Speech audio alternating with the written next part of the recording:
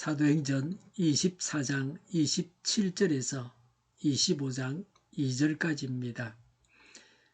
두 해가 지난 뒤에 보르기오 베스도가 벨릭스의 후임으로 직책을 맡게 되었다. 그런데 벨릭스는 유대 사람의 환심을 사고자 하여 바울을 가두어 둔 채로 내버려 두었다. 베스도가 부임한 지 사흘 뒤에 가이사라에서 예루살렘으로 올라가니 대제사장들과 유대 사람의 지도자들이 그에게 바울을 고발하였다. 그들은 그에게 줄곧 졸랐다. 아멘. 불신자들, 불신 통치자들의 일반적인 모습을 여기 나오는 총독에게서 볼 수 있습니다. 총독은 세상적인 유익을 추구했습니다. 27절에 벨릭스는 유대 사람의 환심을 사고자 하여 바울을 가둔 채로 내버려 두었다고 했습니다. 총독은 유대인에게 인기를 얻기 위해서 바울을 가두어 두었습니다. 죄가 있어서 가두어 둔 것이 아닙니다. 총독은 정의롭지 못했습니다. 자신의 이익을 위해서 자신의 권한을 이용했습니다. 세상의 권세를 하나님의 뜻대로 사용하지 못했습니다. 세상의 많은 사람들이 자신이 가지고 있는 세상 권세로 돈을 벌려고 합니다. 사람들로부터 인기를 얻고자 합니다. 재판관이지만 정의는 없습니다. 그러나 하나님을 아는 사람이라고 하면 이렇게 할 수 없습니다.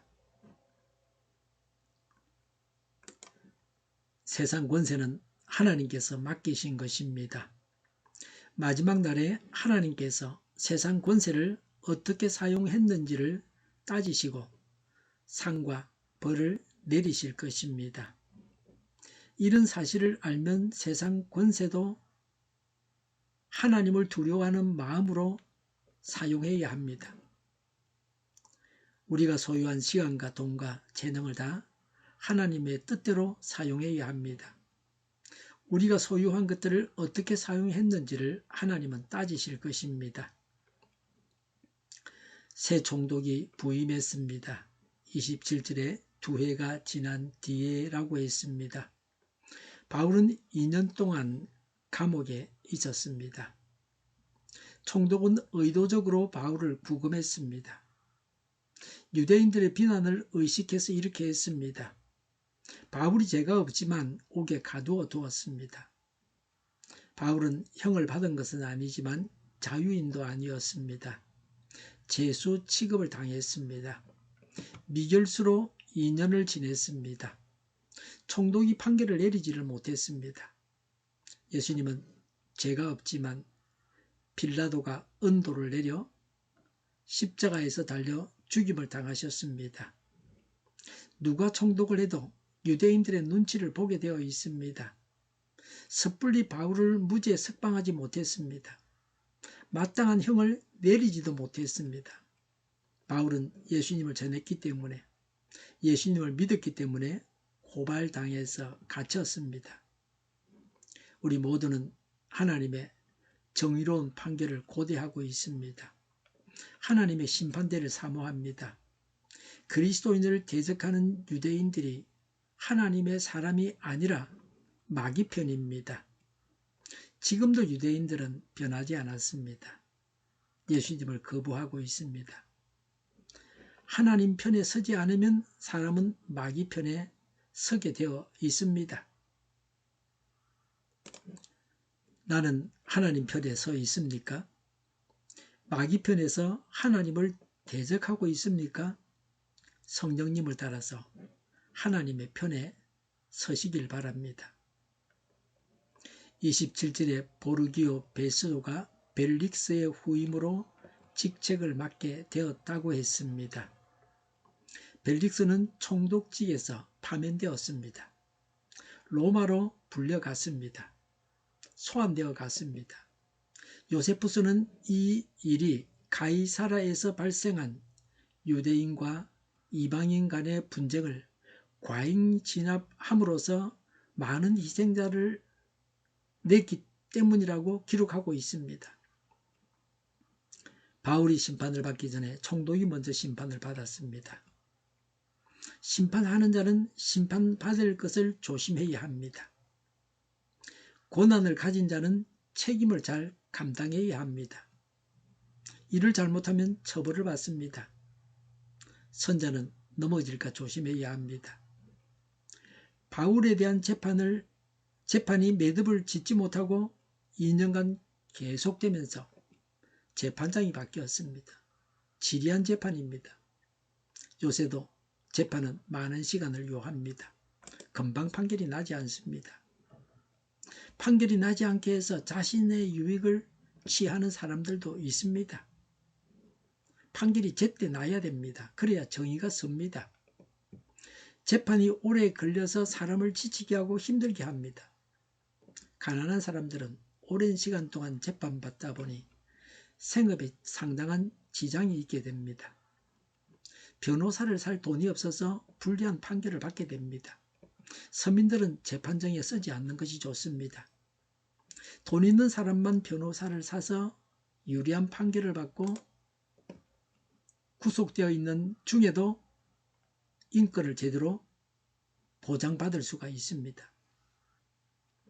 세상 권세는 유한합니다. 영원하지 않습니다. 권세를 가질 때가 있고 빼앗길 때가 있습니다. 이제는 바울에 대한 재판 권한이 새 총독 베스도에게 주어졌습니다.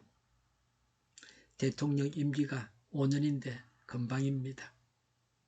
사람이 오래 살아도 100년입니다.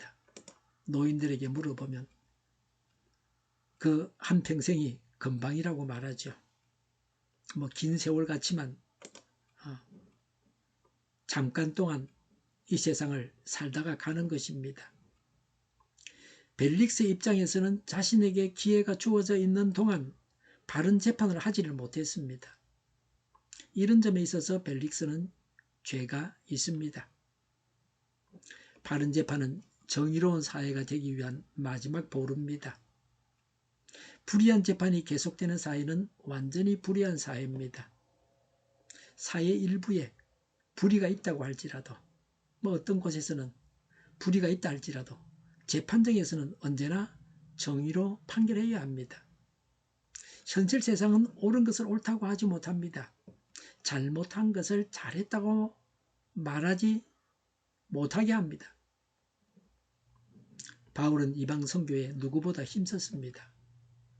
바울의 체포는 초대교회와 유대교 간의 갈등을 보여주는 결정적 사건입니다. 바울의 사역이 여기서 멈추었습니다.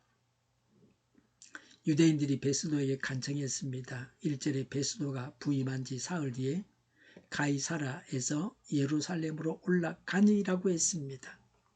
벨릭스의 후임으로 베스도가 총독으로 부임해 왔습니다.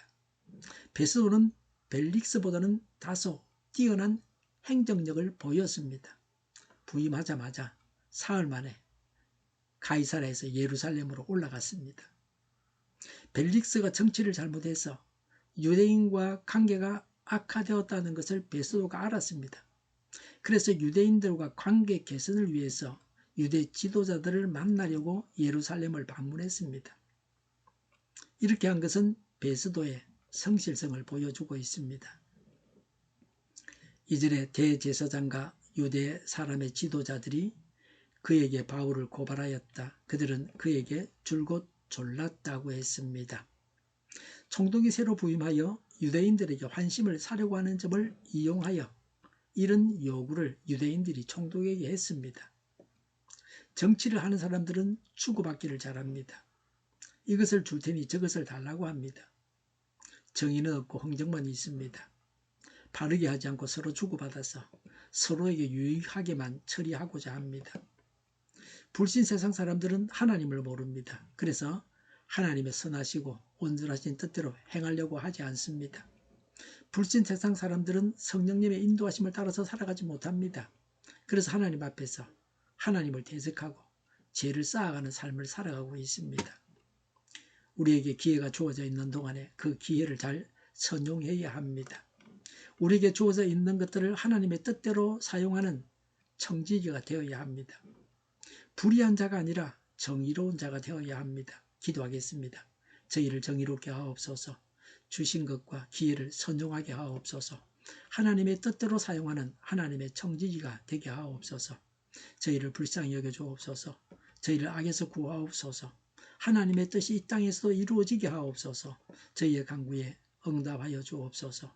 기도하기를 쉬지 않게 하옵소서. 저희의 필요를 채워 주시옵소서. 오늘도 차고 넘치는 복된 삶을 살게 하옵소서. 감사와 찬양을 하나님께 돌려드리며 예수님의 이름으로 기도드립니다. 아멘.